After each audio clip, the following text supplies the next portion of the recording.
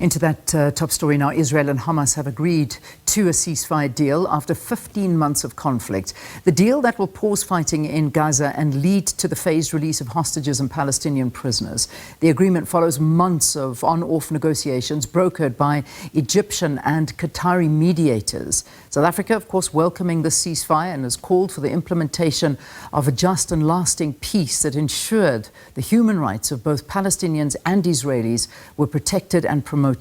Let's now talk to SABC News International editor Sophie Mokoena more about what has just transpired overnight, about what is going on in the ceasefire deal.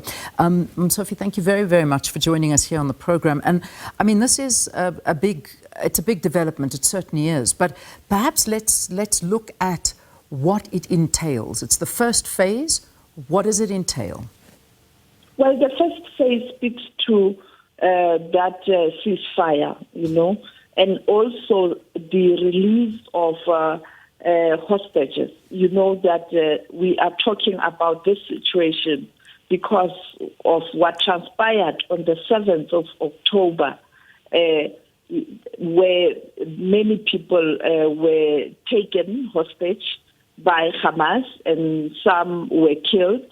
But when you look at the issue of the Palestinian cause, you can't only locate this problem in relation to October 7.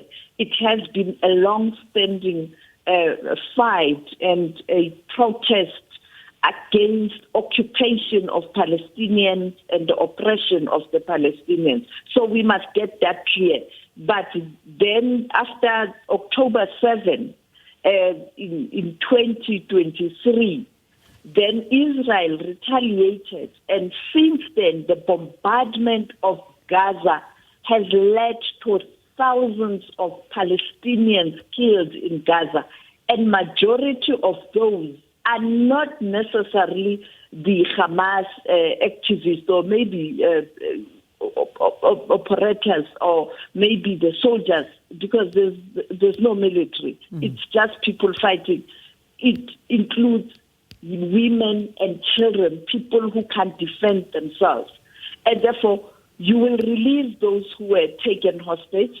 Secondly, you will release Palestinians who are languishing in jails in Israel. It's a long thing. It didn't start today.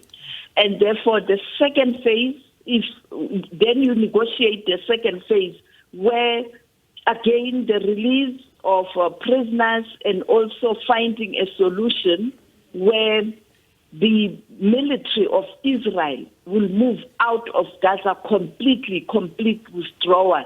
And then the last phase will entail, for me, what is important, the rebuilding of Gaza. And that is why South Africa is saying, yes, celebrate, but we have to ensure a lasting solution to the Middle East question that has been there for almost 70 years. And that would mean Israeli nation and Palestinian living side by side.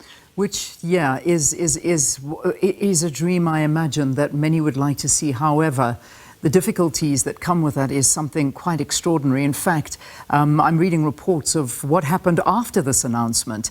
There was a bombardment that happened in Gaza. It was almost as if the Israelis intensified their attack against the area, and we're getting reports of over 140 people being killed last night alone after that announcement was made, even during those celebrations. This is a very difficult situation, and certainly there have been deals reached before. And these are questions that I was hearing last night being asked to leaders over and over again. What makes this different? Why is this the one that's going to happen? Obviously, we'll find out today in the Knesset if, in fact, they do vote in favor of the ceasefire.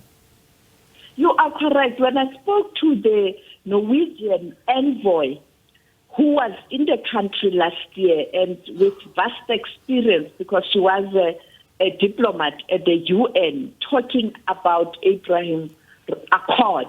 We've been here, agreements, and the final big one agreeing that there must be two-state solution and Israel and Palestine, people living side by side with peace.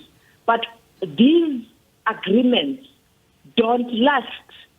Even previously, we did have interim ceasefire. It didn't even reach, the time that was there in terms of how long that ceasefire must be in place, particularly after South Africa went to the International Criminal Court to call for a pause so that humanitarian aid can reach people in Gaza and to ensure that you don't kill women and children in Gaza. Yeah. But those agreements were violated, Israel ignoring the ICJ ruling. I remember speaking to the former South African President Thabo Mbeki, taking me down memory lane, even talking about his private discussion with Bush, what is at stake and what is happening in the Middle East, that it's a very complex matter. So even now, as people celebrate, as you pointed out yesterday, intensified bombardment by the Defense Force of Israel speaks to you can't guarantee whether both sides will indeed respect the ceasefire. Indeed. Sophie, we'll leave it there for this morning. Sophie Mokoena is our SABC News International editor. Of course, South Africa welcoming all of these reactions and negotiators that have spoken out about this ceasefire deal. And that's in our top story this morning on the news. And of course, the big thing is, this is now going into the Trump administration, and they are the ones that are going to be responsible for seeing this forward from next week. So it's an interesting situation. Thanks for weighing in on this.